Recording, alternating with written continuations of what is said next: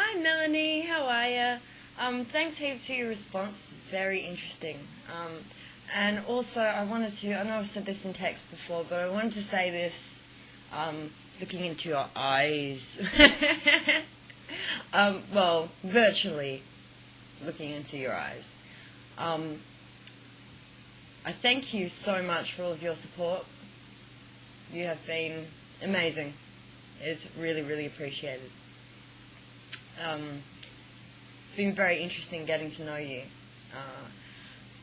And your questions are always really sort of piercing, like really to the point. It's very interesting. Yeah, excuse me from being like this, but it's really cold. Well, I think it is anyway. It's probably not cold compared with a lot of other places. Okay, so down to your questions. The moon and the sun. I can understand where you're coming from with that, and I'm not about to argue that what you're saying is wrong or anything like that. I guess when it comes down to it, paganism started out in many ways as a fertility religion. So essentially the moon being feminine has to do with a lot of things. One of them being that the moon has a monthly cycle, just like women. And so basically throughout your menstrual cycle, you come to take on some of the qualities of each of the phases of the moon, and the aspects of feminine divinity that are associated with those phases. So basically, you start at the beginning of your cycle, so just after your last period or whatever, and I can only describe this from my perspective. You sort of feel renewed, and you're sort of like, oh, that's over. You feel energetic, you can get on with life, feel sort of sprightly and unhampered by your physiology. As you head further into the month, you ovulate, you become fertile, you become receptive. And, generally sort of very positive and nurturing. As you head towards the end of the month, you become darker, perhaps. And the menstruation is like the dark moon phase. It's sort of like a death, in a sense.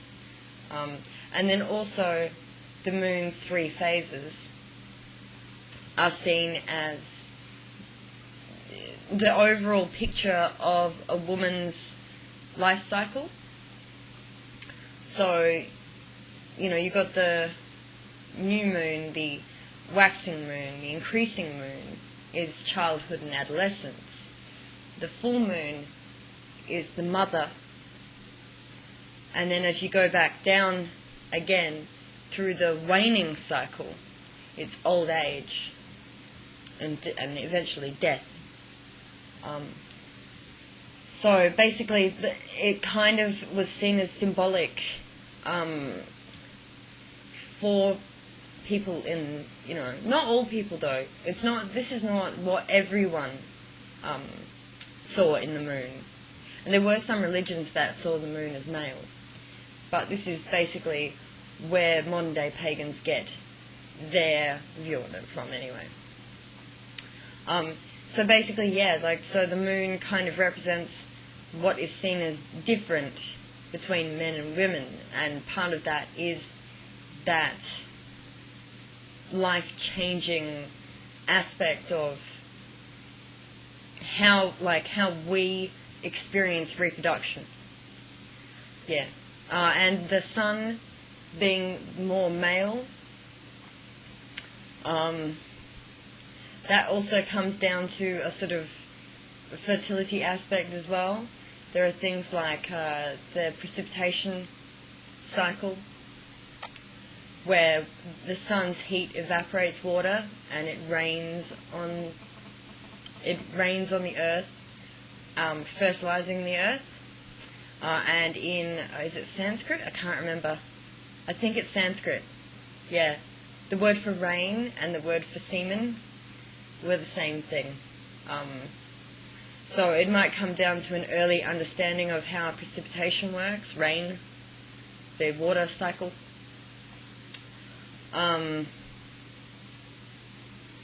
Yeah. I guess that's it. The really interesting thing about the sun and the moon is that, okay, now let's hope I get this figure right. Okay, I think it's 400. It could be 4,000, but I know it's 4. What was it? The sun is 400 times. It's got to be more than 400 times. It must be 4,000. I know it's 4.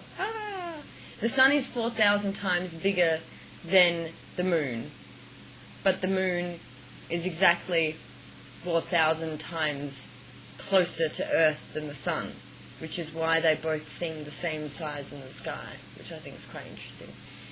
Also, another thing as well is that water has always been seen as a feminine element, and the moon controls the tides. And even though the moon might not seem that important, essentially if the moon were to blow up tomorrow and disappear, life on planet Earth would be a lot more difficult. So, yes. So that's my answer to that bit. And the next question was, are the gods real? To paraphrase what you said. Oh, this is hard. This is very hard. Very hard. To give any kind of definite answer on this.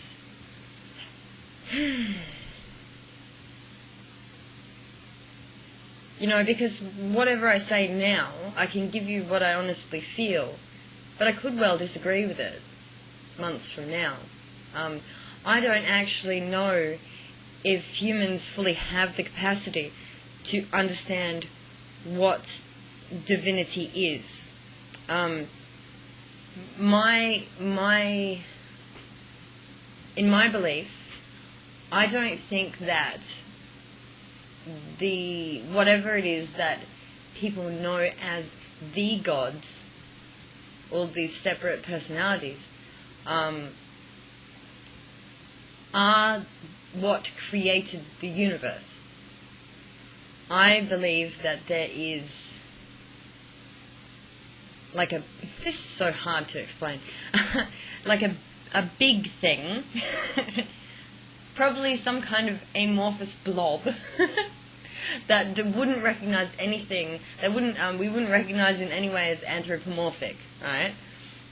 Or just person-like or creature-like in any way, and cannot be comprehended.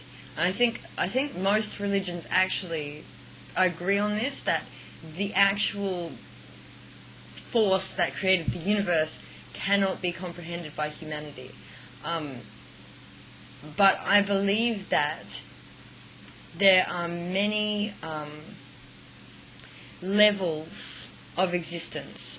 I think that these are controlled by different frequency ranges. And this is going to sound really pseudoscience-y because it is, right? Different frequency ranges. So you have to be like the gods, right, operate on a certain frequency range. Just like if you see a ghost or something, that is on a certain other frequency range. And human beings, in their consciousness, can vary in what frequency range they operate on most of the time, and do have control to some degree over what frequency they are in. But there are limitations, and I don't know if we can go up to God level, but we can communicate with the gods.